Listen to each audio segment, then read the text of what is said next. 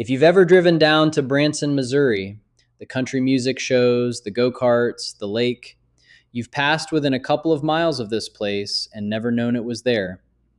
Up on a wooded ridge above Table Rock Lake, behind a gate in a screen of trees, there used to be a little cluster of buildings, big ones, half-finished mansions and condo shells with no windows, no doors, no people. Vines climbing the balconies, graffiti on the concrete, deer walking through what were supposed to be luxury living rooms. For years, it was a local secret. Then, a few years ago, somebody posted a phone video walking through it, and it exploded. Nearly 14 million views, thousands of comments. Where is this? I'm scared. Why would anyone leave this? Here's the answer nobody in the comments knew. You were not looking at an old ghost town. You were looking at the corpse of one of the most ambitious projects this state has ever attempted. A $1.6 billion dream that was killed by a stock market crash and a federal fraud case, and left to rot for more than a decade. This is Indian Ridge Resort, and the story of how it lived and died is a lot stranger than the ruins let on. Let's start with the dream. Because on paper, in the mid-2000s, Indian Ridge was going to be spectacular. The plan was to take more than 800 acres of Ozark hillside overlooking Table Rock Lake and turn it into a self-contained luxury world. We're talking about a 390-room hotel, a marina on the lake, a golf course, a shopping mall with high-end stores, even a museum. And the crown jewel, the thing the developers put at the center of every pitch, was going to be an indoor water park. Not just any water park, it was billed as the second largest indoor water park in the world. All of it on one ridge, above one of the prettiest lakes in Missouri. The total estimated cost was around $1.6 billion. This wasn't a subdivision. This was going to be its own destination. The kind of thing that puts a place on the map. Construction started around 2006. Crews cleared the hillside, poured foundations, framed up buildings, put in roads. From a distance, for a little while, it actually looked like it was happening. But underneath the dream, something was rotten. Because the money building Indian Ridge wasn't entirely honest money. The developers behind a big piece of it ran a company called Western Site Services out of Colorado. Two partners named David Drake and Donald Snyder. And to fund the project, they went to the banks for loans, enormous loans. The problem, as federal prosecutors would later prove, is that they lied to get them. They made false representations on their loan applications, inflating and misstating what they had and what the money was for, to pull loan funds out of multiple banks. And then some of that borrowed money didn't go into the ridge at all. It got moved around, laundered. Now keep the timing in your head here, because this is where it gets almost unbelievable. One of the banks that lent into this project was a Kansas bank called Columbian Bank Trust over in Topeka. And then came 2008. The Great Recession hit. The housing market fell off a cliff. Credit froze, and giant speculative real estate projects all over the country simply died overnight because the financing vanished. Indian Ridge was exactly that kind of project. The money stopped, and construction just stopped with it. Mid-build.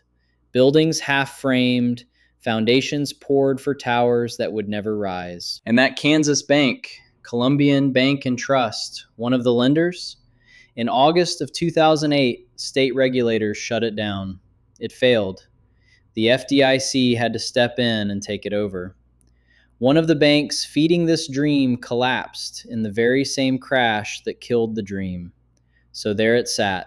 A $1.6 billion resort, frozen at maybe a fraction complete, on a beautiful ridge, going nowhere. And then the law caught up with the men behind it. The fraud didn't disappear just because the project did.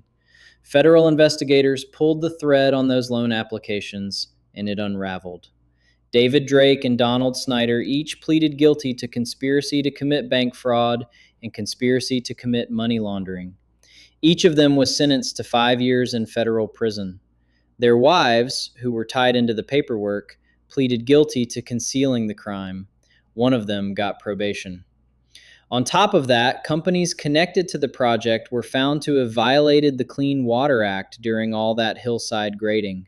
So the dream wasn't just broke, it was a convicted crime scene. And for the next decade plus, Indian Ridge became something Missouri had a strange amount of, a ghost town. But not an old one, a brand new one that had never been lived in for a single day. The mansions that were far enough along just stood there, open to the weather. Roofs leaked, drywall molded, kids and urban explorers slipped through the fence. Every year it looked a little more like a set from a disaster movie.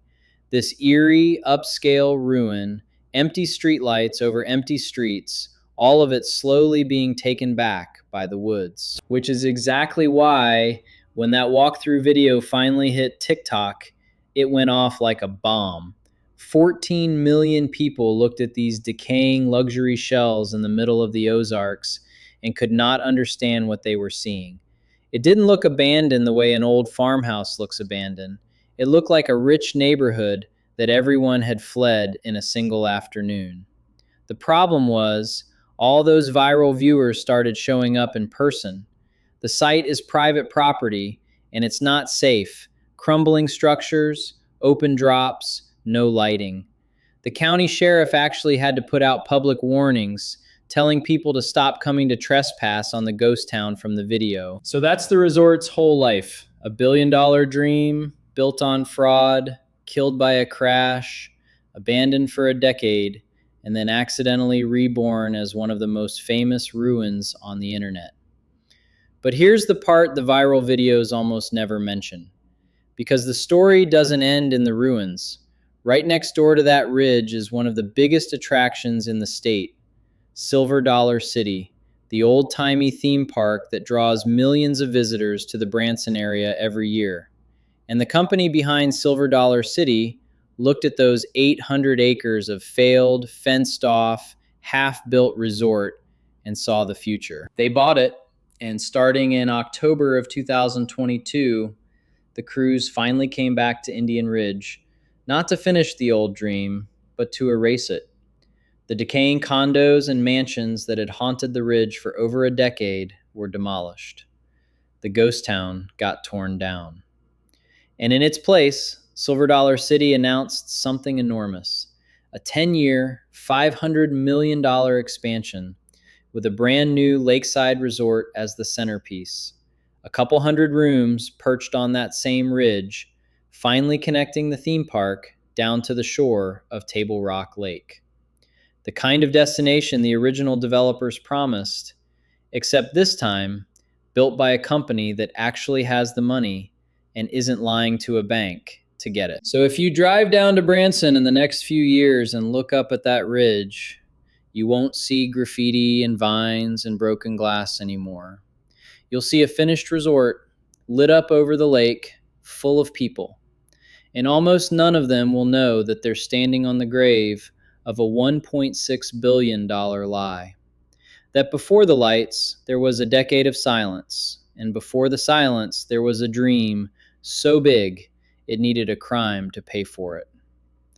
The lake doesn't care, of course. Table Rock has been sitting there the whole time, through the dream, through the fraud, through the crash, through the ruin, and now through the rebuilding.